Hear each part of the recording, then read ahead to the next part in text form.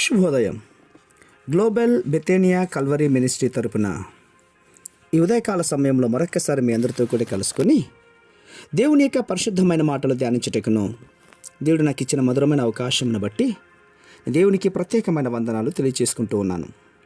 ఈరోజు కూడా పరిశుద్ధమైన వేద గ్రంథముల నుండి మరి యొక్క చక్కటి మాటను చదువుకుందాం. లూకా సువార్త 4వ అధ్యాయము 9వ వచనాన్ని నేను చదువుతున్నాను. దయచేసి గమనించమని ప్రభు పేరిట మనవి చేస్తూ ఉన్నాను. లూకా సువార్త 4వ అధ్యాయము 9వ వచనము. పిమ్మట ఆయనను యెరూషలేమునకు తీసుకుని పోయి దేవాలయ శిఖరమున ఆయనను నిలువబెట్టి, నీవు దేవుని కుమారుడవైతే ఇక్కడ నుండి క్రిందకు దూకుము, దేవునికి మహిమ కలుగునుగాక. ప్రియులారా, గమనించండి, సాతానుడే వాక్యాన్ని ఎత్తి చూపుతూ ఉన్నాడు. అవును, లూకా సువార్త 4వ అధ్యాయం 10-11 వచనాలు కంటి చదువుకున్నట్లయితే, నిన్ను కాపాడుటకు నిన్ను గూర్చి తన దూతలకు ఆజ్ఞాపించును,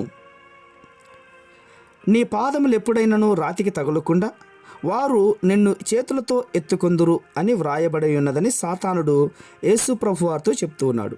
చాలా విచిత్రంగా ఉంది కదండి. అవును, చాలామంది అనుకుంటూ ఉంటారు సాతానుడికి వాక్యం తెలియదు అని. సాతానుడికి చాలా చక్కగా వాక్యము తెలుసు, కానీ ప్రార్థన తెలియదు. దేవునికి మహిమ కలుగునుగాక. చూడండి, కీర్తనలు 91:12 వాక్యాన్ని సాతానుడు యేసు ప్రభువుకు చెప్తూ ఉన్నాడు. నీ పాదములకు రాయి తగులకుండా వారు నిన్ను తమ చేతుల మీద ఎత్తి పట్టుకుందురు అని. దేవాలయ శిఖరమును ఎక్కి దూకితే దేవదూతలు నిన్ను పట్టుకుంటారు అని అంటూ ఉన్నాడు. యెరూషలేము దేవాలయము ఎక్కి క్రిందకు చూస్తే 450 అడుగుల లోతు అక్కడ కేదారు లోయ అన్నటువంటిది కనబడుతుంది. ఆ కేదారు లోయలో దూకమని సాతానుడు యేసు ప్రభువును శోధిస్తూ రెచ్చగొడుతూ ఉన్నటువంటి సందర్భం ఇది. అవును, విచిత్రం ఏంటంటే, నీవు దేవుని కుమారుడు అయితే అని చాలా యేసు ప్రభు వారిని రెచ్చగొట్టినట్లు లేదు. అవును, నువ్వు నిజంగా భక్తిపరుడు అయితే, నువ్వు నిజంగా ప్రార్థనాపరుడు అయితే అని చాలామంది యవ్వనస్తులు చాలా రకరకాలుగా ఈ లోకంలో ఉన్నటువంటి వారిని రెచ్చగొడుతూ ఉంటారు, పందాలు వేసుకుంటూ ఉంటారు కూడా.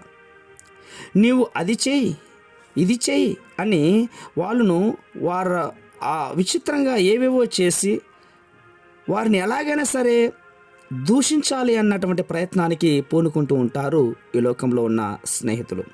అవును, అపజయాన్ని, హేళనను వాళ్ళు భరించలేక ఏదో ఒక రకంగా తమ జీవితాల మీద వాళ్ళు విరక్తిగా బ్రతకాలి అన్నటువంటిదే ఎదుటిగా ఉన్నటువంటి సాతానుడి యొక్క ఆలోచన. ప్రియులారా, ఇక్కడ అంటున్నటువంటి ఏ మాట అంటే తెలుసా?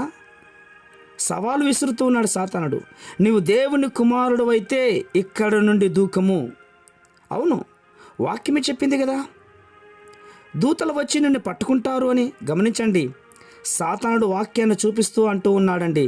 వాక్యంలో ఉన్నదే చెప్తున్నాడు, కానీ దాని భావన వాడికి తెలీదు. అందుకే వేరొక రకంగా చూపించడానికి, తప్పుదావ తప్పించడానికి, తప్పుద్రోవలో నడిపించడానికి ప్రయత్నిస్తూ ఉన్నాడు. ప్రియులారా, ఆ విషయాలు ఏంటో రేపటి దినంలో మీ మధ్యలో చెప్పడానికి ఇష్టపడుతున్నాను. పరిశుద్ధమైన మా ప్రియ పరలోకపు తండ్రి, ఈ లోకంలో ఉన్న స్నేహితులు, బంధువులు, ఆత్మీయులు ప్రభువా, ఒకవేళ మమ్మల్ని రెచ్చగొట్టినప్పుడు మేము ఎలా రియాక్ట్ అవ్వాలో, సాతాను యొక్క కుయుక్తులకు మేము లోబడుకుంటున్నట్లుగా ఎలా ఉండాలో మీరు చాలా జాగ్రత్తగా సాతానుతో చేసినటువంటి సవాళ్ళను బట్టి, స్వీకరించిన విధానాన్ని బట్టి దేవా మేము ధ్యానిస్తున్నాం. వింటున్నటువంటి బిడ్డలందరికీ కూడా ఆశీర్వాదకరంగా ఉండలాగున మీరు మాదిరి కలిగిన జీవితాన్ని దయచేయమని యేసుక్రీస్తు ఉన్నతమైన వాళ్ళు అడిగి వేడుకొని పొందుతున్నాం మా తండ్రి. Amen, amen, amen.